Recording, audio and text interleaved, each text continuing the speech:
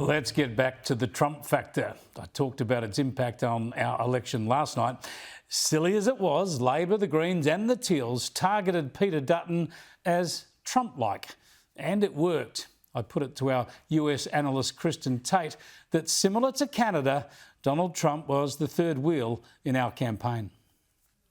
Yeah, that's right. Albanese's defeat of Dutton definitely mirrors the outcomes of Canada's election last week, where you had this once struggling left-leaning party that just soared to victory thanks to, an anti-Trump inspired popularity boost.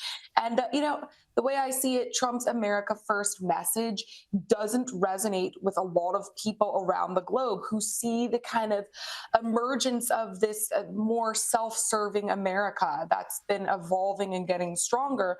And without a doubt, that hurt Dutton. So yes, Trump definitely had an impact on your elections. Yeah, there's no doubt about it. What's good for America might not be good for the rest of the world. Let's just have a look at this, just how prominent the Trump factor was.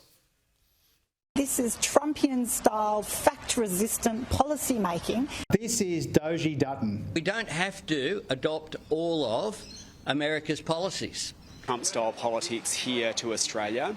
Echoes of Trumpian politics. And we never, ever, ever want an American-style health system in this country. Frame Peter Dutton as Trump-like. Is that an ode to Donald Trump? It is not an ode to Donald Trump. Just a cut and paste from the United States.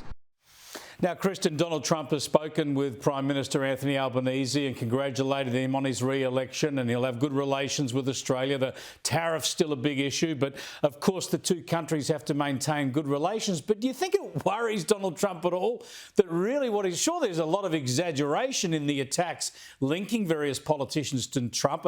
It's a very much an anti-Trump vibe, but it's wind under the wings of the left. In some cases, the extreme left. Does that trouble Trump, or would he not care? I don't think it does trouble him. I think he's solely concerned with America. He ran on America First. And I will say that I suspect that the anti-Trump sentiment in these other countries has a lot more to do with Trump's personality than his policies. You have the media around the world, the left-wing media, that is constantly insisting Trump is this fascist dictator. So I suspect that's what it's all about. And, Trump was very kind to Albanese. He loves being on the side of the winner. And I suspect that we will continue to have a very strong relationship with Australia moving forward. Yeah, no doubt about that. Let's look at some other issues. There's plenty happening. One good thing that Donald Trump has done, his latest executive order, he's stopping gain-of-function research into viruses. This is something that our own Sharri Markson has focused on so strongly over many years. The fact that the Wuhan lab was where this COVID virus originated and it escaped from there, and that's obvious. It was obvious from the start, but the world's been in denial about it so long. Here's Donald Trump with, of course, his Health Secretary, Robert F. Kennedy Jr. So it can leak out like from Wuhan, and a lot of people think that. I think I said that right from day one. And so it can leak out innocently, stupidly, incompetently, but innocently, and half destroy the world. There's no laboratory that's immune from leaks, and this is going to prevent those kind of inadvertent leaks from happening in the future and endangering humanity. Yeah, it's probably a wise move, Kristin, in terms of protecting people, but it goes back to just facing up to this reality the world has denied so long, and that is the Chinese research in Wuhan, part funded by America, was actually the source, accidental or not, of the virus. Of course. And COVID was such an eye-opening experience for so many Americans. It was the first time, Chris, that many people in this country, just average voters, realized the extent to which our own government routinely lies to us. We were told by Dr. Fauci and the top experts in this country, the top scientific experts, that the U.S. did not fund gain-of-function research.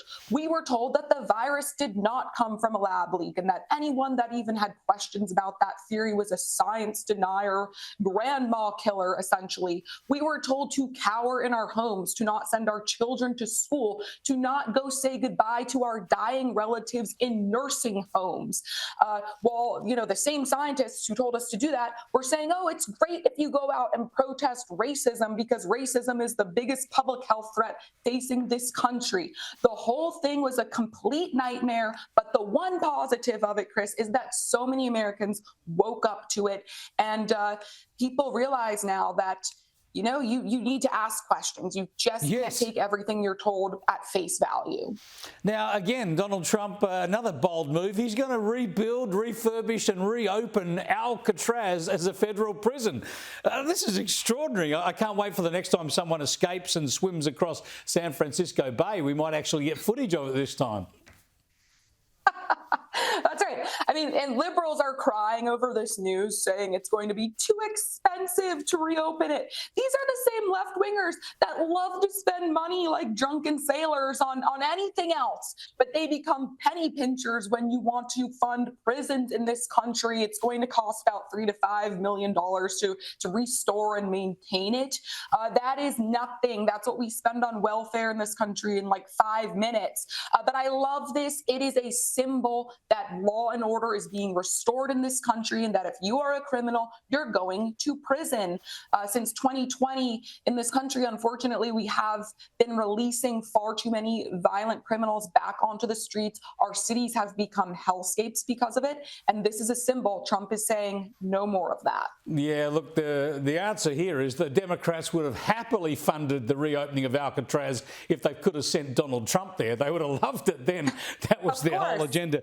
Now, I've got to ask you about this image of Donald Trump as the next pontiff as well. This is the sort of stuff that goes on with AI. It's very funny, but Donald Trump put it out there himself. Isn't that sacrilegious? No, look, I'm a very committed Catholic, and when I saw this image, I kind of chuckled. I certainly wasn't offended by it. It's not mocking Pope Francis. Trump was not dressed as Pope Francis. He was dressed as the Pope in the AI image. And the whole point of the joke is actually kind of self-deprecating to Trump. The whole point is that it's ridiculous to imagine Trump as the Pope. And hilariously, Chris, if you talk to people who are offended by this AI image, it's not the Catholics that I know and am friends with and in my family. They're not offended by it. It's liberals who claim to be Catholic and have spent their entire careers fighting against everything the Catholic Church stands for. People like New York Governor Kathy Hochul, California Congressman Ted Lieu. These are people who support abortion. They support the chemical castration of children. And 5 minutes ago, all of a sudden they're saying they're now committed traditional Catholics. It was the AI image of Trump as the Pope that was the last straw for them. It's a total joke. They are the only people who are fake offended by this. Real Catholics, they don't find this offensive. I tell you, the Pope needs to be both celibate and infallible, and I think Donald Trump fails on at least one of those counts. Not on board. Thanks for joining us, Kristin. Thank you, Chris.